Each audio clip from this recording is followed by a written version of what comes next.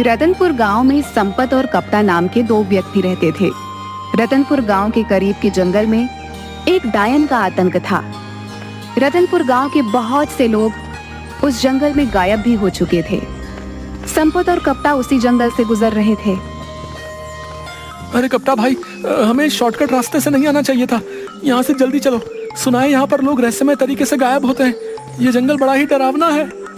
अरे मेरा चेला होकर तू बुज़दिलों जैसी बातें कर रहा है। अरे कप्ता भाई, पिछले ही महीने सुखिया चाचा का बेटा इसी जंगल से लापता हो गया था, जिसका सुराग आज तक नहीं मिला। तुम तो वैसे भी 9 महीने शहर में बिताते हो और 3 महीने गांव में बिताते हो। तुम्हें क्या पता गांव में क्या चल रहा है? अबे तुम गांव के गवार क्या जानो शहर की आमदनी के बारे में? हैं? तुम तो बस सारा दिन मुंह उठाए गांव में फिरते रहते हो। कितनी बार बोला है तुझे चेला कि मेरे साथ शहर आ जा, लेकिन तू ये गवारों वाली जिंदगी छोड़ना ही नहीं चाहता। तभी संपत की नजर एक पॉलीथीन पर पड़ी जिसे गुरु पकड़े हुए था। ये हाथ में क्या पकड़े हो कप्ता भैया? जरा हमें भी दिखाओ क्या है इस पॉलीथीन में। अरे कुछ नहीं संपत, मेरी पत्नी ने शहर से कुछ डायपर के पैकेट मंगवाए थे, बस वही है। डायपर के पैकेट? लेकिन जहाँ तक मैं जानता हूँ तुम्हारे घर में तो कोई बच्चा है ही नहीं। अबे पगला हो गया क्या? मुन्ना को भूल गया क्या? मुन्ना? अरे वो तो 10 साल का हो चुका है कप्ता भैया। सांड की तरह फैल फैल कर मोटा ताजा हो रखा है। क्या वो अभी भी डायपर पहनता है? तुम गांव के गवार क्या जानो? तुम गांव के गवार इस बात को नहीं समझोगे। हम शहर के रहने वालों के तौर तरीके कैसे कैसे होते हैं। बड़े शहर वाले बनते फिरते हो। अरे सीधे सीधे ये क्यों नहीं कहते कि तुम्हारा वो सांड जैसा मुन्ना अब भी बिस्तर पर सुसु कर लेता है? अरे मैंने उसे बड़े लाड़ प्यार से पाला है। क्या खाक लाड़ प्यार? अरे कान पर 2 मारो उसके, बिस्तर पर सुसु करना बंद कर देगा। उसको पीटने के बजाय उसके लिए डायपर के पैकेट और ला कर दे रहे हो और कहते हो कि हम शहर वालों के जीने के तौर तरीके बड़े अलग होते हैं। इससे तो अच्छा मेरा गांव है भला।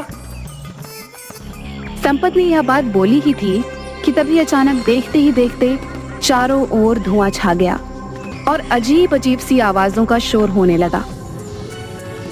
ये धुआं कैसे संपत? मुझे कुछ भी दिखाई नहीं दे रहा। तभी संपत के कानों में कप्ता की चीख टकराई। चीख सुनकर संपत बुरी तरह से डर गया और बेहद फुर्ती से वहां से भागने लगा। कुछ ही देर में संपत भागता हुआ गांव पहुंच गया और चिल्लाते हुए सबसे बोला, अरे गांव वालों, कहाँ मर गए तुम सबके सब? निकम्मो, तुम सबके सब जल्दी से मेरे साथ चलो, कप्ता भाई लापता हो गए हैं। संपत की बात सुनकर गांव का मुखिया गुस्से से बोला, क्या बात है संपत? क्या कुत्ते की तरह इतनी देर से भौंके जा रहा है? लगता है तू आज भी शराब पीकर आया है। कितनी बार कहा है तुझसे कि ज्यादा मत पिया कर, लिवर खराब हो जाएगा। अबे मर जाएगा किसी दिन। जल्दी चलो मुखिया जी, गजब हो गया। मैं कप्ता भाई को बस स्टैंड लेने गया था और लौटते हुए हम उसी जंगल से गुजर रहे थे जिस जंगल में वो डायन रहती है।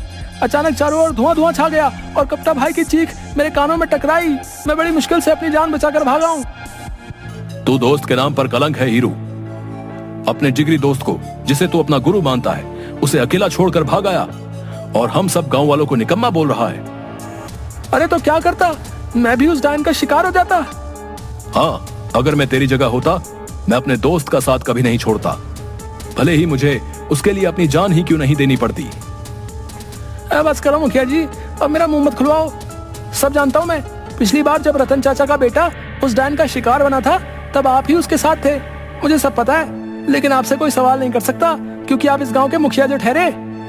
संपत ने यह बात बोली ही थी कि कप्ता हांफता हुआ वहां पर आ गया और गुस्से से संपत से बोला, अबे साले, जब तेरे जैसे दोस्त मेरे पास हो तो फिर मुझे दुश्मनों की क्या जरूरत है? मुझे अकेला छोड़कर भाग आया तू। अरे कप्ता भाई, तुम सही सलामत वापस आ गए। मैं तो समझा कि तुम्हें डायन ने पकड़कर मार दिया। मैंने अपने कानों से तुम्हारी चीख जो सुनी थी। हाँ, मुझे उस डायन ने पकड़ लिया था, मगर जैसे ही उस डायन ने मुझे पकड़ा मैंने एक जोरदार मुक्का उसके मुंह पर मार दिया और वहां से भाग आया। मैं उस डायन से लड़कर आ रहा हूँ और तू डर कर भाग गया। बड़े बहादुर बने फिरते हो कप्ता भाई। अगर इतनी ही बहादुरी थी तो फिर चीखे क्यों? अबे अगर कोई अचानक से पीछे से पकड़ लेगा तो चौंक कर तो हलक से चीख ही निकलेगी ना। अब तुम दोनों लड़ना बंद करो। गांव में न जाने कितने लोग उस जंगल से लापता हो गए। हमें इस समस्या का समाधान जल्द से जल्द करना होगा। कप्ता, तुम ही पहले ऐसे व्यक्ति हो जो उस डायन के चंगुल से सही सलामत आ गए हो। इसका मतलब तुम में उसका सामना करने की हिम्मत है। तुम ही हमें उस डायन से छुटकारा दिला सकते हो। मेरा दिमाग खराब हो गया क्या? अगर मैं जिंदा बचकर आ गया तो आपको क्या लगता है तुम्हारे पानी पर चढ़ाने से मैं क्या चढ़ जाऊंगा? मैं तुम्हारे झांसे में नहीं आने वाला। जाओ जाकर कोई और बकरा ढूंढो। इतना कहकर कप्ता वहाँ से चला गया। मुखिया संपत की ओर देखने लगा। दिमाग खराब हो गया क्या मुखिया जी? मैं तो खुद ही बड़ी मुश्किल से जान बचा कर आया हूँ। तुम गांव के मुखिया हो, गांव वालों ने तुम्हें चुना है, तो तुम क्यों नहीं उस डायन से सामना करने के लिए जाते? अबे अगर मैं इस गांव का मुखिया हूँ तो क्या मैं अपनी जान गवा दूं? मुखिया ने इतना बोला ही था कि तभी एक बेहद बूढ़ा व्यक्ति जिसकी उम्र करीब 100 साल के आसपास थी, लाठी पकड़े हुए लड़खड़ाता हुआ वहाँ पर आ गया और कपकपाती आवाज में मुखिया की ओर देखकर बोला, चिंता मत कर, मैंने टेलीफोन के जरिए एक बहुत पहुंचे हुए साधु को उस डायन के बारे में बता दिया है। आज रात वो आने वाला है। देखना वो साधु अपनी शक्ति से उस डायन को जलाकर राख कर देंगे। हाँ। अचानक वो बूढ़ा खांसने लगा। उसके हाथ से लाठी छूट गई और वह गिर गया। उसे गिरता देख मुखिया गुस्से में संपत की ओर देखकर बोला, अबे देखता क्या, उठा इसको। ये झुमरी के परदादा भी ना, जब इनसे चला नहीं जाता तो फिर ये घर से बाहर निकल कैसे आते हैं? तभी अपने परदादा को ढूंढते हुए झुमरी वहाँ पर आ गई। ये तुम्हारे ही परदादा है ना? इन्हें घर के अंदर बंद करके रखा करो। झुमरी ने संपत से बोला, हर बार इन्हें घर पर बंद करके बाहर जाती हूँ, पर पता नहीं कैसे दरवाजा खोल लेते हैं। सैकड़ों बार गिर चुके हैं, मगर मजाल है कि इनकी पसली में जरा से भी कोई मामूली फ्रैक्चर हुआ हो। पता नहीं क्या खाया होगा इन्होंने जवानी में। झुमरी अपने परदादा को लेकर वहाँ से चली जाती है। रात का समय था। एक साधु रतनपुर गांव के उसी जंगल से शॉर्टकट रास्ते से निडर होकर चला जा रहा था कि तभी अचानक देखते ही देखते काला धुआं उठने लगा। मगर साधु निडर होकर वहां पर खड़ा रहा। कुछ देर बाद धुआं छट गया। साधु के सामने एक बेहद भयानक चेहरे वाली डायन खड़ी हो गई। क्या तुझे पता नहीं, यहाँ जो भी आता है जिंदा बच के नहीं जाता। हाँ जानता हूँ, न जाने कितने लोगों की जान ली है तूने, लेकिन अब तेरा अंतिम समय आ गया है डायन, क्योंकि मैं तुझे अपने मंत्रों की शक्ति से भस्म कर दूंगा। कोशिश करके देख ले।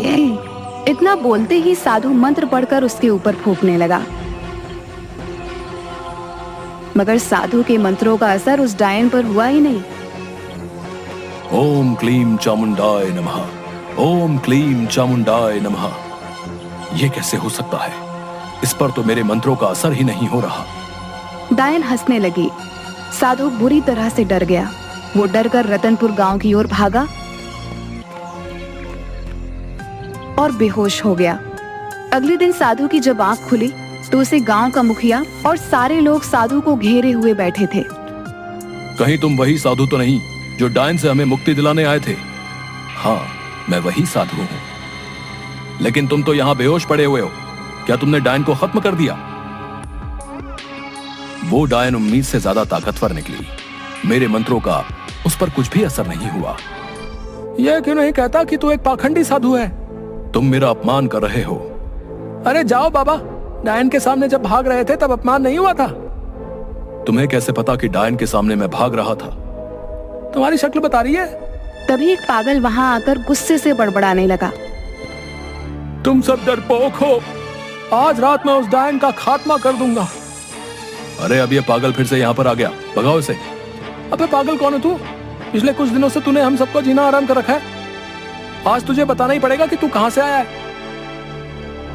पागल हो गया क्या? वो एक पागल है, वो तुझे कैसे बता सकता है कि वो कहां से आया है? उस बेचारे को तो अपना ही होश नहीं है। वो पागल बड़बड़ाता हुआ वहां से चला गया। देखना मुखिया जी, मुझे लगता है आज रात इस पागल की आखिरी रात है। सही बोल रहा है तू, ये मरेगा साला आज। अरे वो सब तो ठीक है, लेकिन इस समस्या का समाधान कैसे निकलेगा, इस बारे में सोचो। उस डायन के आगे तो ये साधु भी अपनी जान बचाकर भाग आया है। कपटा और संपत, तुम दोनों इस गांव की आन बान और शान हो। तुम दोनों की जोड़ी इस गांव में गुरु और चेले के नाम से मशहूर है। आखिर तुम दोनों इस समस्या का समाधान क्यों नहीं निकालते? क्योंकि हम कोई तांत्रिक नहीं है मुखिया जी। आपने स्वयं देखा, ये तांत्रिक खुद अपनी जान बचाकर भागा है। भला हम कैसे इस डायन का मुकाबला कर सकते हैं? तो फिर गांव के लोग ऐसे ही लापता होते रहेंगे क्या?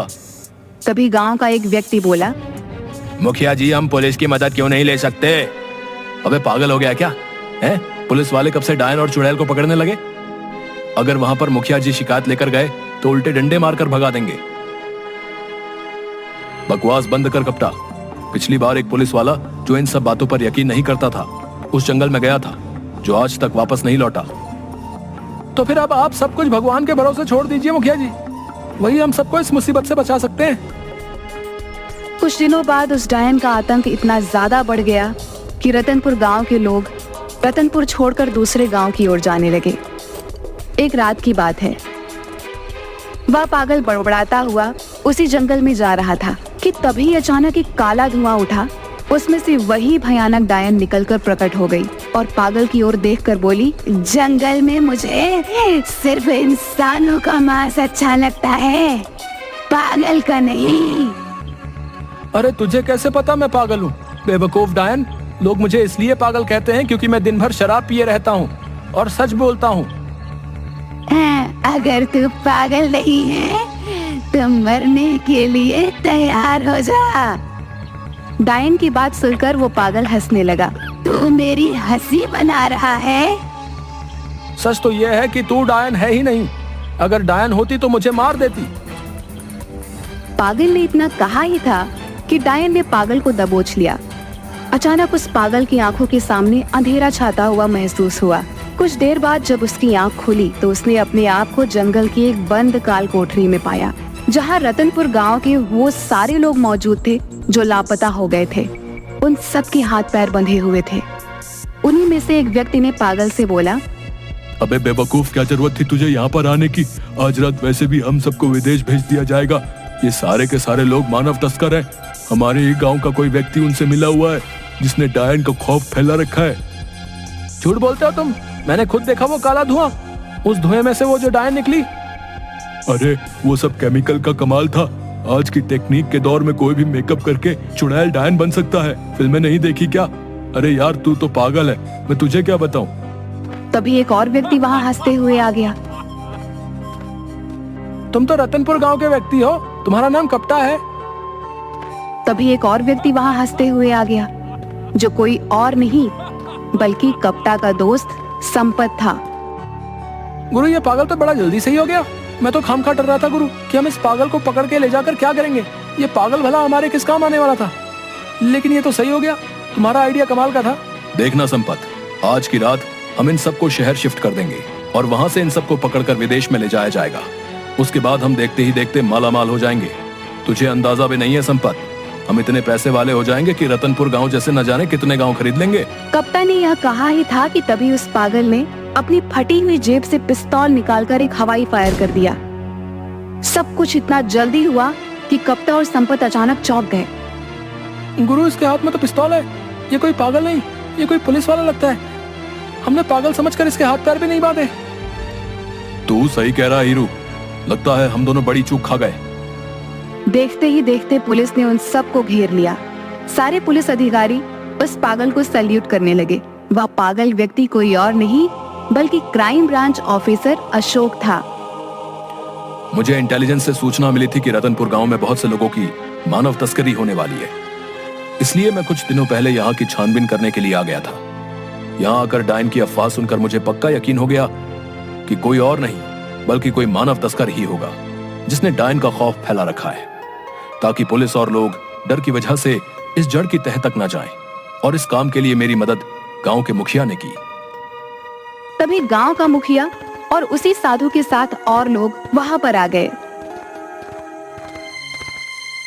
मुखिया मुस्कुराता हुआ बोला, मुझे तो उसी दिन तुम दोनों पर शक हो गया था जिस दिन तुम दोनों डायन के चंगुल से बचकर आ गए थे। ऐसा इससे पहले कभी भी नहीं हुआ।